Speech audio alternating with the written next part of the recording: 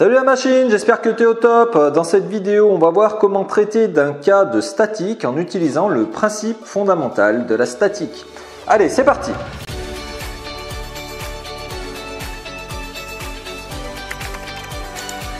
Les calculs de statique vont nous permettre de vérifier les actions mécaniques qu'il va y avoir à l'intérieur d'un système. Par exemple, ici sur ma pièce marron, j'applique un effort de 1000 Newton au point B. Et bien, grâce au principe fondamental de la statique, je pourrais déterminer les actions mécaniques au point A et au point C. Alors déjà, avant d'opérer ces calculs, il faut vérifier si on rentre bien dans les hypothèses de calcul, c'est-à-dire si le système que l'on souhaite étudier permettra bien de s'appliquer à ce PFS. Première hypothèse de base, il faut que les solides soumis aux actions mécaniques soient relativement indéformables par rapport aux actions mécaniques en jeu. C'est-à-dire que les solides soient bien des solides et que les positions de mes points de mon système ne se mettent pas à varier sous les efforts. Et bien effectivement, si je mets un effort et que les positions se mettent à varier, forcément les forces vont se distribuer de manière un petit peu différente. Deuxième condition, il faut que le système soit statique. C'est-à-dire qu'il ne bouge pas. Ici, la pièce marron est complètement contrainte sous ses liaisons, donc elle ne va pas se mettre à bouger sous l'effet des 1000 Newton. Enfin, si elle bouge, on peut aussi être dans un cas dit de quasi-statique. Il faudrait qu'elle bouge à vitesse constante, dans le cadre où elle est dans un mouvement de translation. Alors techniquement, c'est plutôt rare, c'est par exemple votre voiture qui roule sans freiner, sans accélérer. Et bien là, elle est dans un mouvement de translation, on pourrait appliquer les équations de la statique. Enfin, pour les mouvements de rotation, c'est un tout petit peu plus complexe. Déjà, première chose, le mouvement de rotation doit être à taux de rotation constant. C'est-à-dire tourner tout le temps, mettons par exemple à 2 pieds radians par seconde. Ensuite, il faut que le centre de gravité du solide qui bouge, avec son taux de rotation constant, ne se déplace pas. C'est-à-dire qu'il faut que le centre de gravité soit, par exemple ici pour ma pièce verte, sur l'axe de rotation. Quand ma pièce verte va se mettre à tourner, le centre de gravité ne va pas se déplacer. Je suis donc dans un cas de statique. Par contre, dans ce deuxième cas, si je fais tourner mon axe, le centre de gravité va suivre cette flèche qu'il y a là. Elle va se déplacer, même si je tourne à vitesse constante.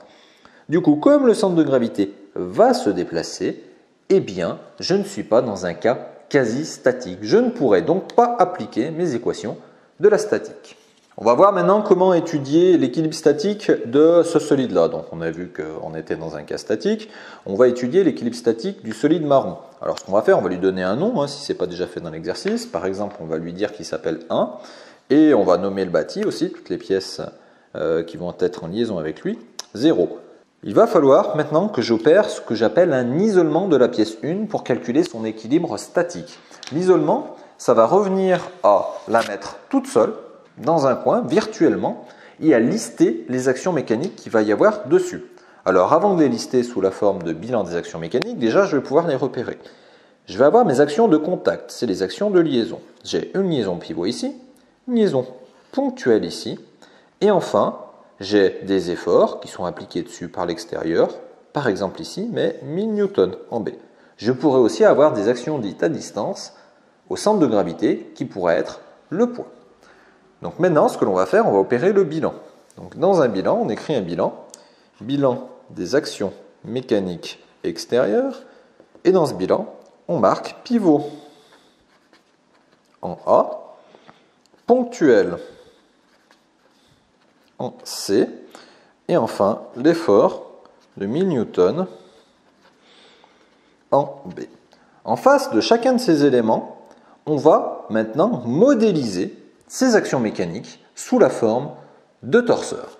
Le bilan écrit, je vais maintenant modéliser ces actions mécaniques sous la forme de torseurs. Donc ce que je vais faire, je vais écrire des torseurs entre accolades et je vais leur donner un nom unique. À chaque fois, le torseur que je vais écrire, ça va être le torseur de l'extérieur sur la pièce que j'isole. Pour rappel, j'isolais la pièce numéro 1 et l'extérieur au niveau des liaisons, c'est le bâti et le bâti se nommait 0. Alors ce que j'ai fait pour leur donner un nom unique, j'ai mis que c'était le torseur de l'extérieur, c'est-à-dire 0 sur ma pièce. Et enfin, vu que j'en ai deux liaisons avec l'extérieur, je les ai distinguées. J'ai écrit que la première P, c'était pour mon pivot, et la deuxième, ponc, bon je marque pas P bien sûr, c'est pour la ponctuelle. Allez, on va écrire le torseur de la liaison pivot. Donc le torseur de la liaison pivot, déjà, je vais l'écrire en son centre de réduction, c'est-à-dire en A. Au niveau du torseur en A, c'est un pivot d'axe Z. Il va donc avoir 5 inconnus. Il va avoir toutes les translations d'inconnus, X, A, Y, A, Z, A, et 2 moments d'inconnus, LA, MA, et pas de moment sur l'axe des Z vu qu'il tourne sur l'axe des Z. Alors pour remplir un torseur d'action transmissible par les liaisons, je vous renvoie à l'autre vidéo qui porte là-dessus.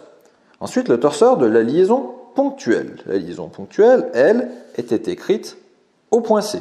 Donc je l'écris en C. Cette liaison ponctuelle, c'est une liaison qui permet 5 mouvements et qui n'en bloque qu'un seul. Le seul mouvement qu'elle bloque, la ponctuelle, c'est la translation selon la normale de la ponctuelle. La normale de la ponctuelle dans mon exercice, c'est l'axe Y. Donc je bloque une translation sur l'axe Y. Donc ce n'est que sur l'axe Y que je vais avoir une action mécanique inconnue.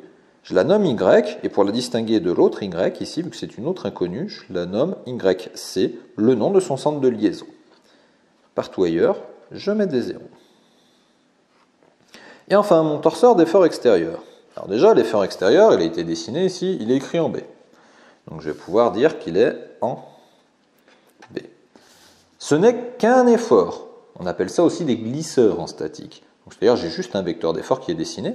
Cet effort, il fait 1000 newtons sur l'axe moins Y. Il est vertical, il va vers le bas, donc moins Y. Donc ce que je fais dans la première colonne, celle des résultantes, j'écris 0 sur X, il n'y a rien sur X, moins 1000 sur Y et 0 sur Z. Et comme ce n'est qu'un effort qui est dessiné, il n'y a pas de deuxième colonne, la colonne des moments. Ça y est, j'ai modélisé mon problème sous la forme de torseur. Maintenant, je vais pouvoir appliquer mon principe fondamental de la statique. Pour appliquer ce principe fondamental de la statique, il faut que je décide en quel point déplacer mes torseurs. Il faut que tous ces torseurs soient écrits en un même point. Afin d'identifier en quel point on va les déplacer, il faut que je regarde les torseurs que j'ai modélisés ici et que je cherche en quel centre de réduction j'ai un torseur qui comporte le plus d'inconnus. Eh bien, je me rends compte que c'est ma liaison pivot qui a le plus d'inconnus. Donc mon torseur, ici, est déjà écrit en A. Alors je vais déplacer tous les autres en A. Ce que je fais, une petite habitude de travail, j'encadre immédiatement celui-là qui est déjà écrit en A. Il faudra donc que je déplace lui et que je déplace lui au point A. Ça va être l'étape suivante. On va voir comment déplacer ce premier torseur au point A. Donc ce qu'on fait déjà, première chose, on réécrit le torseur en son centre de réduction de base, celui dans lequel on l'avait écrit dans notre bilan des actions mécaniques. La première colonne, ça s'appelle la résultante, la deuxième colonne, c'est le moment. Si je souhaite réécrire ce torseur au point A, eh bien la première colonne, c'est-à-dire celle de la résultante, ne varie pas. C'est ce qu'on appelle un invariant du torseur, donc je peux recopier exactement la même chose. Maintenant, pour calculer la deuxième colonne, celle du moment, en A, il va falloir que je fasse appel à une formule, car le moment va dépendre du centre de réduction du torseur. Donc moi, je souhaite calculer le moment en A. Eh bien, je vais utiliser la formule de Varignon, qui dit que le moment en A de mon torseur est égal au moment en un autre point de mon torseur. Alors l'autre point, je ne prends pas n'importe lequel, je vais prendre le point pour lequel je le connais déjà, et je connais déjà le moment, ici, au point C. Alors dans ma formule, je vais prendre le moment en C de ce torseur, plus AC, produit vectoriel, la résultante de mon torseur. En ce point-là ou ce point-là, de toute façon, c'est la même chose. Alors, qu'est-ce qu'il y a? Je souhaite connaître le moment A, c'est normal. Le moment A, c'est celui pour lequel je veux le connaître. Je connais déjà le moment C, je vais venir le chercher ici. Plus AC. Alors pourquoi j'écris AC? Parce que je connais le moment C et que je veux connaître le moment en A. Grâce à ça, je peux connaître quel vecteur mettre. Si je voulais connaître le moment B, eh bien j'écrirais BC. Produit vectoriel, la résultante, eh bien la résultante, c'est la première colonne de mon torseur. Alors le vecteur moment C, eh bien je le trouve ici. Le vecteur résultante, je le trouve ici. Il me manque juste le vecteur AC. Eh bien le vecteur AC, c'est pas bien compliqué. J'ai qu'à me reporter au schéma de l'exercice et je vais pouvoir déterminer le vecteur AC. Quand je vais du point A vers le point C, je le déterminerai. Allez, on récapitule toutes ces données et on va faire le calcul. Toutes les données récapitulées, ça me donne ceci. Donc mon moment, il était nul. Mon vecteur AC, je l'ai lu. Attention, le vecteur AC ici est écrit en millimètres. Ça veut donc dire que le résultat du moment sera en unité newton-millimètre. Il faudra que je le précise à la fin. J'ai ma résultante ici, qui est déjà écrite. Eh bien, je vais faire le calcul. Pour faire le calcul, bon, déjà ce terme-là est nul, il va disparaître. Ensuite, il faut que je fasse le produit vectoriel. Donc pour faire un calcul de produit vectoriel, il va falloir que je recopie mes deux premières lignes en dessous. Donc ce que je fais un trait, puis tant qu'à faire, je le change de couleur. Vous faites-le au crayon de papier. Attention, c'est une manière de calculer, ça ne fait pas partie de mon résultat. Donc à la limite, si vous le faites au crayon de papier, il faudrait l'effacer une fois que vous avez déterminé le résultat. Alors, je souhaite calculer maintenant, que j'ai recopié mes premières lignes, je souhaite calculer la première ligne de mon vecteur. Pour la calculer, il faut que je cache la première ligne, voilà, et ensuite que je fasse ce terme-là juste en dessous, multiplié par celui-là, c'est-à-dire moins 10 fois 0, 0, moins ce terme-là fois celui-là, c'est-à-dire moins 0 fois YC. Eh bien 0, pas de souci. Ensuite, pour calculer la valeur de la deuxième ligne ici, de mon vecteur, il faut que je cache la deuxième ligne et que je continue le mouvement. Donc je vais faire 0 fois 0, 0, moins 300 fois 0, 0. Et pour calculer la dernière ligne, vous avez bien compris comment il faut faire. Eh bien, je cache la dernière ligne et je continue le mouvement. 300 fois YC. Ah, bah ça y est, ça ne fait pas 0. 300 fois YC. Moins 10 fois 0. Eh bien, ça fait 0. Ça y est, j'ai déterminé mon moment. Maintenant, il ne me reste plus qu'à le réécrire dans mon torseur initial. Donc, j'avais mon torseur que je voulais écrire. Eh bien, je vais pouvoir, dans mon torseur, récapituler mon résultat. Donc, j'avais 0 sur x, 0 sur y et 300 fois YC sur l'axe des Z. Et tant que je suis ici, je précise que je suis en Newton et Newton millimètre. Attention, parce que peut-être que vous aurez des couples extérieurs dans vos exercices qui seront exprimés en Newton mètre. Et si vous faites vos calculs avec des millimètres, il faudrait faire la conversion. Bon, l'étape d'après, ça va consister en déplacer ensuite mon dernier torseur. Et une fois que j'aurai déplacé tous mes torseurs au même point, on va pouvoir appliquer notre principe fondamental de la statique. Une fois que j'ai opéré le déplacement de la totalité de mes torseurs, donc le torseur de l'effort, ici je ne vous ai pas détaillé le calcul, mais je l'ai déplacé lui aussi, eh bien je vais pouvoir appliquer mon principe fondamental de la statique à travers ces théorèmes. On va commencer par le théorème de la résultante statique. Vous pouvez noter TRS directement sur votre copie. Alors qu'est-ce qu'on va faire? Eh bien ça va être un système d'équations que l'on va écrire sur l'axe des X, Y et Z. Alors, pour l'axe des X, qu'est-ce que vous allez faire? Vous allez prendre chaque résultante sur l'axe des X de vos différents torseurs de votre bilan, les additionner, donc XA plus 0, et dire que cette somme est égale à 0 dans le cadre où on est dans la statique. Et on va continuer ainsi. Ensuite, je vais prendre sur les axes Y, ça va me donner YA plus YC moins 1000 qui est égal à 0. Et enfin, sur l'axe des Z, ZA plus 0 est égal à 0. Voici un joli système d'équations.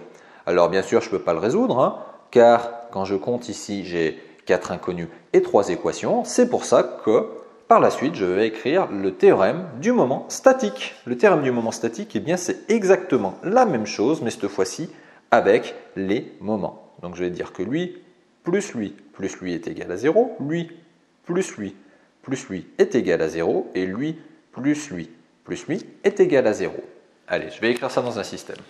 Une fois ce système écrit au niveau du théorème de la moment statique, eh bien cette fois-ci, je me rends compte que je vais avoir 6 inconnus, mais aussi 6 équations. Je vais donc pouvoir déterminer la totalité des inconnus. Les inconnus, ce sont les actions de liaison que je ne connaissais pas. On récapitule ce que l'on vient de voir ensemble. Première chose à faire, ça va être d'isoler le système, c'est-à-dire de l'ôter virtuellement du reste du mécanisme.